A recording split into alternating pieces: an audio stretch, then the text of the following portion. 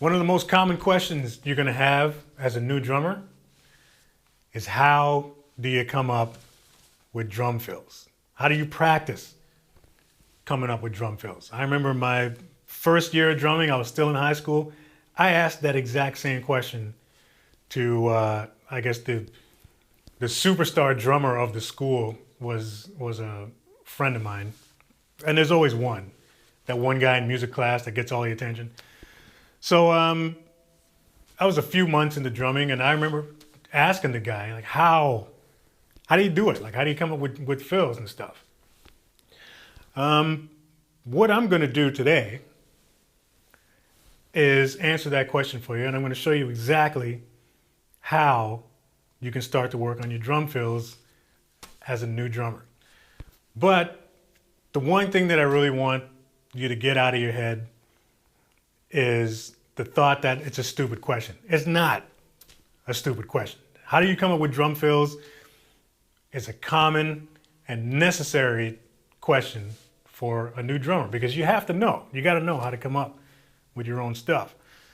So I'm gonna show you exactly what is involved with playing a drum fill, and I'm gonna let you know how you can start working on it in your own time.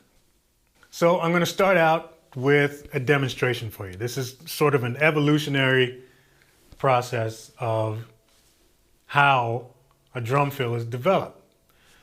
A lot of times in the beginning, a good way to practice is to always, play along with records, copy fills, all that kind of stuff.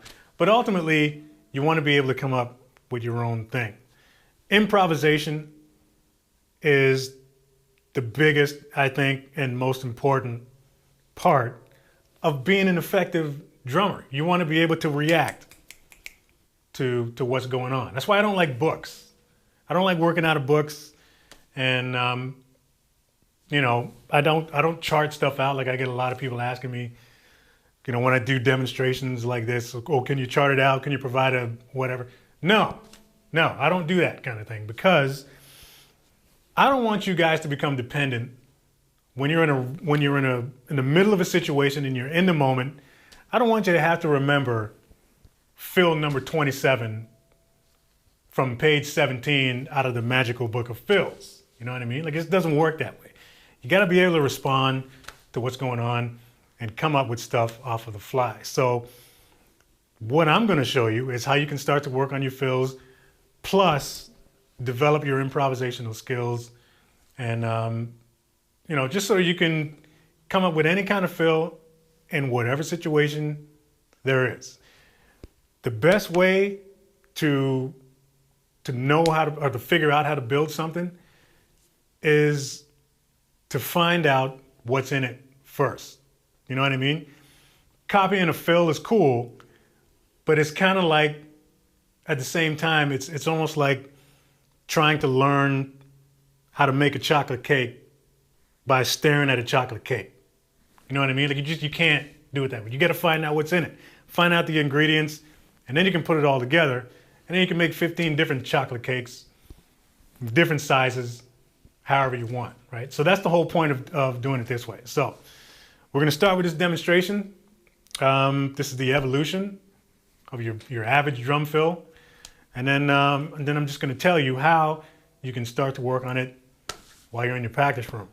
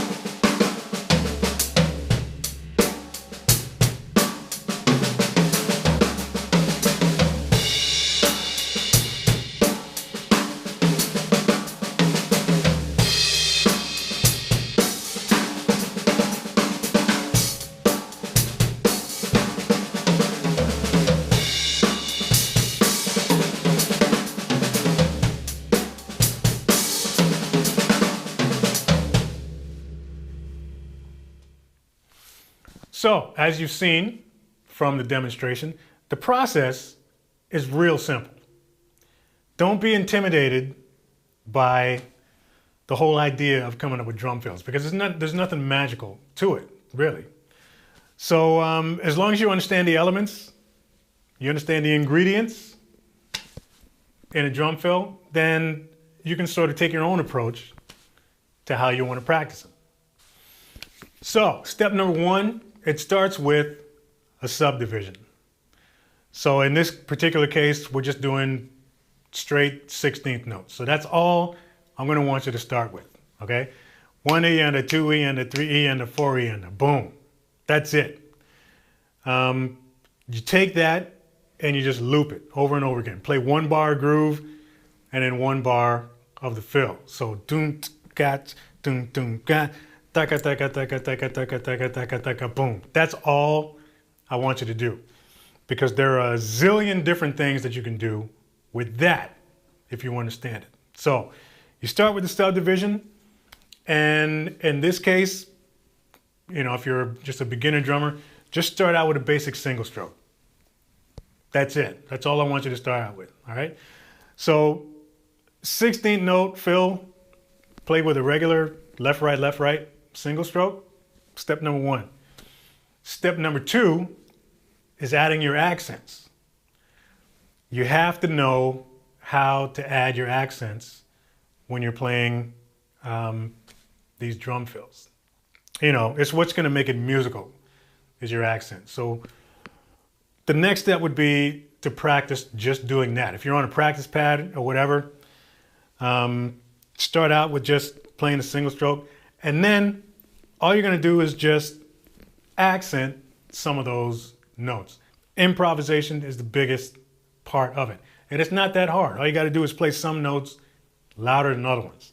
It's real simple, all right?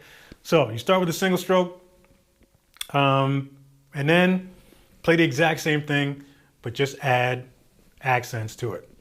The next thing that you're going to do is take those accents and spread them out. That's it. It's that simple, all right? So just remember that pattern. If you need to write it down, in this particular case, that's cool. You know, if you, just for the sake of being able to remember it, if you got that ability and you can write stuff out, go ahead, write it out. Because you're going to want to remember what you played. So if your memory's cool enough and you know, that's fine. But if you need to write it out, go ahead and write it out. That's cool. So remember those accents, and then all you're going to do is take those accents exactly how you played it on the snare, but you're going to take those louder notes and play them on your toms or your hi-hat or whatever. You can start with one particular pattern if you want to repeat that same pattern over and over again, or you can just take them and play that pattern wherever you want on the drums. The key to doing this, and this is the most important part, is to not think about the drums when you're doing this. Think about the hands, all right? If you focus on the hands, then you can play that wherever you want. If you focus on the drums and you're going to be trying to remember what drums did I hit, you know, what order did I hit them in, ultimately it doesn't matter. You know what I mean? A lot of fills that I play, I don't really care what drums I hit. There's really not a whole lot of combinations that I can play that won't sound good. So I don't put a ton of thought into the actual drums that I'm playing. I'm thinking a lot more about the hands and making sure that pattern is nice and smooth and that it just comes out on time. So yeah, just take your accents, spread them out, you know, just like you saw in a demonstration. Focus on the hands, and then move your hands around, playing the exact same thing. The pattern's not, the sticking's not going to change. Your accents aren't going to change. It's just where you hit them is going to change, right? If you do this for 10 minutes, by the time you're done, you'll come up with 100 different combinations of fills. It's that easy, right? So those are the steps, man. Pick yourself a subdivision, a simple sticking, play it on the snare, get used to the pattern, and then take that, spread it out, and boom, you're playing drum fills. So that's the gist of it, man. That's how you come up with your own drum fills. I don't mean to come off like you should have known this in the beginning. You know what I mean? Like I keep saying over and over again that it's simple, because it is. But it took me a few years to figure out that it was that simple. So, you know, if you want to work out of books, go ahead and do it. Like I'm not slamming that whole practice, but I was just never one to do this and practice my fills this way. You want to be able to just come up with them off the top of your head. And this is exactly how to do it. While you're working your accents out, that's where you're starting to build your musical skills and your improvisation, because you're coming up with them yourself. And like I said, once you figure them out and you feel like you need to write them down, go ahead and write them down. There's nothing wrong with that at all. All right? So yeah, that's all there is to it, man. Add that to your practice routine. If you've been curious about how to come up with fills, now you know. This is what you should work towards. This is something that's going to take up a good couple of years of your time. And then eventually, you know, you're going to be able to play any kind of fill in any kind of situation. Because aside from doing this with just 16th notes, you want to be able to do this with 16th note triplets, 32nd notes, you know, 8th note triplet, like whatever. And then any kind of combination of those, because it's not always just going to be one thing. Sometimes you might want to start out with 16ths and then finish off with a nice set of triplets or something, whatever, you know what I mean? But I don't want to get too far ahead. I just wanted to sort of demonstrate to you guys that coming up with fills is not that big of a deal. There's nothing magical to it. It's easy to do if you understand what's in it. Now that you know, go ahead and lock yourself up in that practice room and start working.